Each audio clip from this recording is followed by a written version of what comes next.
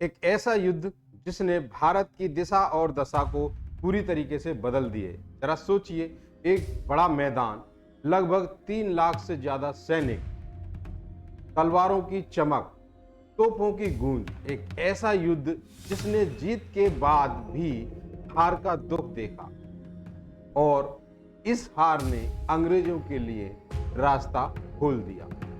नमस्कार दोस्तों, स्वागत करता हूं आपका मैं बुद्धा संस्थान पर। मैं अनिल कुमार आज आपके लिए वीडियो लेकर आ रहा हूं और इसमें एक सीरीज चलेगी इतिहास के किस्से। किस्सा है पानीपत के तीसरे युद्ध का। साल था 1707, जहां मुगल सम्राट औरंगजेब की मौत के बाद भारत में सत्ता का खालीपन बन गया और मुगल साम्राज्य कमजोर हो चुका था और कई नए शक्तिशाली गुट उभर रहे थे, जैसे मराठा, बंगाल के नवाब, हैदराबाद के निजाम और बाहर से आने वाले आक्रमणकारी जैसे अब्दुल शाह अब्दाली। मराठा साम्राज्य पेशवा बाजीराव के नेतृत्व में चरम पर था।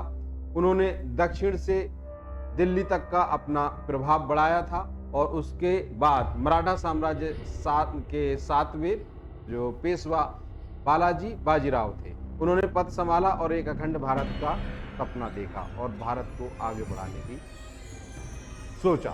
लेकिन मुगलों के पतन के बाद जो खालीपन आया उसमें हर कोई अपनी ताकत दिखाना चाहता था। तभी एक नाम फिर से उभरा, अहमद शाह अब्दाली। कौन था ये अहमद शाह अब्दाली, जिसने नादिर शाह के साथ भारत में पहुंचा और नादिर शाह की मौत के बाद अफगानिस्तान का वो शासक बना।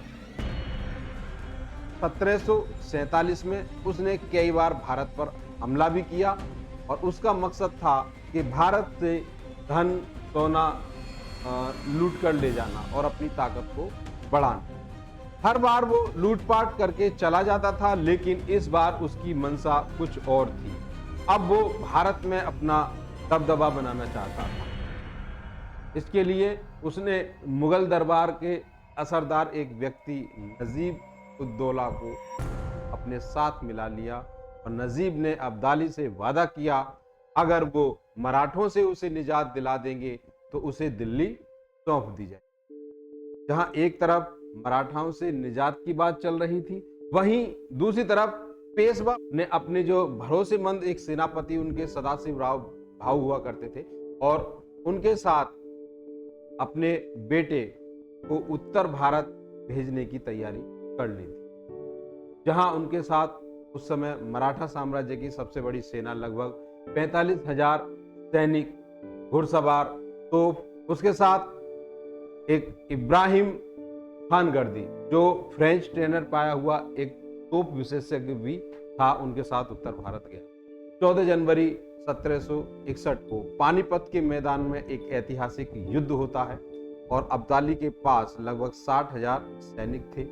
उसके पास पठान, नवाब और तेज रफ्तार वाले घुड़सवार, ये सभी उसके पास थे। मराठों ने भारी तोपों से सबसे पहले उस समय हमला किया और इस दौरान विश्वास राव जो घोड़े पर चढ़कर हमला जब कर रहे थे तो उनको गोलियों से वो मारे गए और इस समय मराठा सेना का जो मनोबल, सदाशिवराव भाऊ के अंत तक उन्होंने लड़ाई की, लेकिन लास्ट में उनकी भी मृत्यु हो गई और उनकी मृत्यु ने मराठा का जो नेतृत्व था वो खत्म कर दिया और यह युद्ध जो है मराठाओं के लिए एक बहुत बड़ी हार बना। इसी दिन पानीपत की तीसरी लड़ाई के दौरान लगभग 50 से 60,000 मराठे मारे गए और अन्य 20 से 30,000 महिलाओं और बच्चों को गुलाम भी बना लिया गया। मराठा साम्राज्य का ऐसा झटका लगा जिससे वो कभी उभर नहीं पाए। अब पूरे देश में अफरा तफरी मच गई और पेशवा जो बालाजी राव थे, उनको जब ये बात पता चली कि उनका बेटा और उनके सेनापति दोनों मारे गए हैं, तो वो अंदर से बहुत टूट गए थे। कुछ ही महीने बाद बालाजी राव जी की भी मृत्यु हो जाती है और अब्दाली ने जीतने के बाद भी भारत पर शासन नहीं किया। वो लूटपाट करके फिर से चला गया, लेकिन उसकी जीत ने मराठा ताकत को काफी समय के लिए कमजोर कर दिया और कमजोरी का फायदा उठाकर ईस्ट इंडिया कंपनी ने बंगाल और बिहार में अपना राजनीतिक जाल फैलाना शुरू कर दिया और यहीं से नींव डली अंग्रेजों की। भारत के राजा अगर मिलकर लड़ते तो शायद इतिहास कुछ और होता। एक ऐसा युद्ध जिसमें जीतने वाला भी हारा और हारने वाला तो मिट ही गया। एक सपना था जो टूट गया। तो दोस्तों, ऐसा किस्सा जिसमें जीत और हार दोनों में नुकसान हुआ। क्या होता अगर मराठा जीत जाते, या क्या भारत एकजुट रह पाता? क्या अंग्रेज इतने आसानी से राज कर पाते? इन सवालों को आज भी इतिहास के धूमिल हुए हो। वीडियो अच्छा लगा हो तो लाइक, शेयर और सब्सक्राइब करना ना भूलें। आगे मिलेंगे एक और ऐतिहासिक किस्से के साथ। धन्यवाद।